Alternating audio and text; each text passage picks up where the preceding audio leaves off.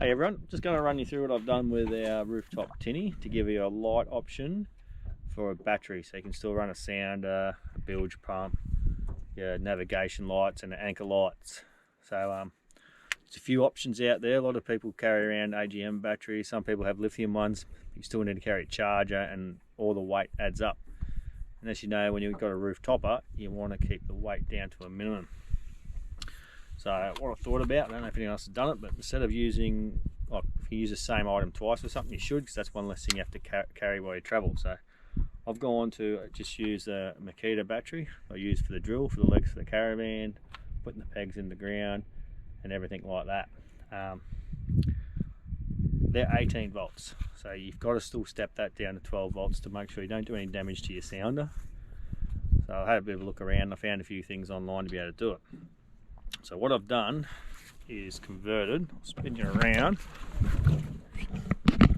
converted a little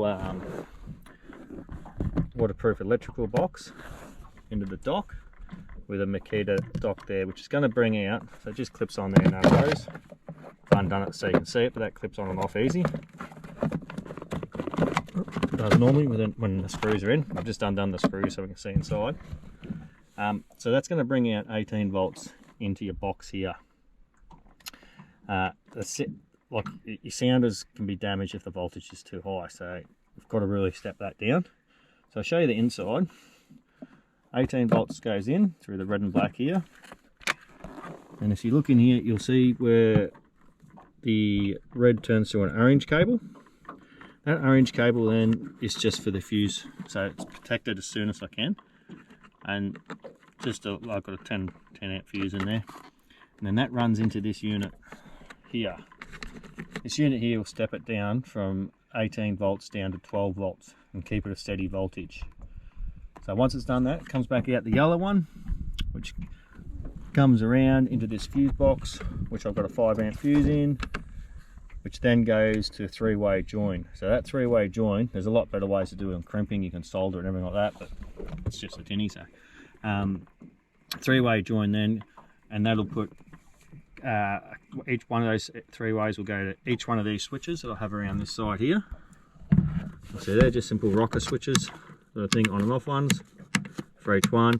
So I've got the bilge, the lights and the sounder, and as that comes out, then they just run out to wherever you want to go, and you'll see them come out this side. So I've used the waterproof little things from, just you get them from Middies or anywhere like that. You can get up the boxes from Middies, they weigh nothing, and this unit doesn't weigh next to anything either. And then that can power everything comfortably. Like I've had the sounder on all day, I've had the bilge pump running down the back here before too, like if you're getting in and out diving and swimming and everything like that. I've had that running for 30 minutes straight, no worries, with the lights and the sounder that's ran all day, and I've only gone down one light on the Makita battery, so that was pretty impressive. If you did have a fault, it's still easy to fault find, even though you've got one fuse going to all 3 of these switches here. It's just a matter of turning more off and then just turning one on at a time, and that'll, when that blows, you'll be able to tell which one's got the issue, but you shouldn't have any issues anyway. These switches here are a bit harder because you've got to solder them. They're not, that's not the neatest job you can do soldering, but you can put bigger rocker switches in, like in your car. They're just crimp and plug and play ones. They're easier if you're worried about solder. If not, go to small compact ones. You just drill a hole out, bit of silicone on there. When you put it in your seat, same deal. Where you drill your holes through the bottom here, you'll see the hole in there, that screw there and there where I've screwed it into the seat. Just put a bit of silicone underneath it, and that'll seal that, make it watertight too. So there's not really much more to it. Yeah, I'll put it on now and you'll see it all work well, so you can actually see it. I won't screw it down yet because it'll take a bit of the video up you don't need to see. So once that's on, simple, turn the sounder on and that'll work, no worries. Comes on, the lights are on, you're not really going to see that. I've just wired the anchor light up the same switches, so nav lights, they're just the front, which won't be an issue either for you. So It's up to you guys how you want to wire that. You can put another switch in if you needed to. And the bilge pump, you can hear that running down there now. Like it's running everything right now. We haven't got any issues. And you just flick them all off when you're done. So there's not really much more to it. You don't have to use a Makita battery. I'll put a couple of stills up later in the day. Once I get back, take some photos of the units, and I just bought it all off eBay.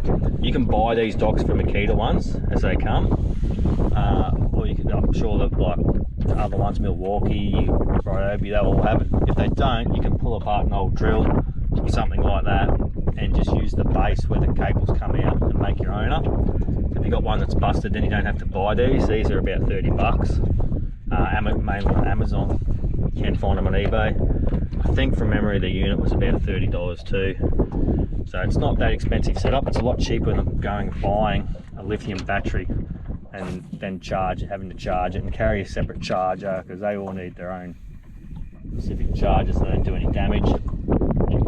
And that's pretty much the setup done. This all stays on the car. I can unplug that just to plug at the back of the sounder so no one steals it when it's up on the roof, but everything else just sits there, and it's gone through rough tracks, no dramas. We haven't had any issues whatsoever with it. Yeah, it's just an idea for you guys to do to make your lives a bit easier out there. And if you have any questions, just put them in down the bottom of the video, and once I figure out how to play that, I'll respond to you guys, and I'll like I said, I'll put up a couple of photos and costs and weight of it all. You don't have to use a MIDI box. You can get irrigation boxes, anything like that. Just waterproof fittings on the side, and you're fully waterproof. No issues for the salt or anything like that, because we take this out in the salt and in the river. It's been a bit quiet fishing today, so I thought I'd do a quick video up on that, seeing as everywhere we've been going I've been getting asked what's going on with the battery. And I think a few people are interested, so I've made this up so you can have a good look at it, and I'll put the actual details down of the little transformer or inverter or whatever you call it. Steps it down from 18 to 12 volts, and you can make your own mind up if you're interested or not and have a crack. Pretty straightforward to do, and it'll save you a bit of weight as you're traveling around, especially towing a caravan these days. You don't want to get done for being over. Alright, hope you guys enjoyed the video, and yeah, good luck with your fishing.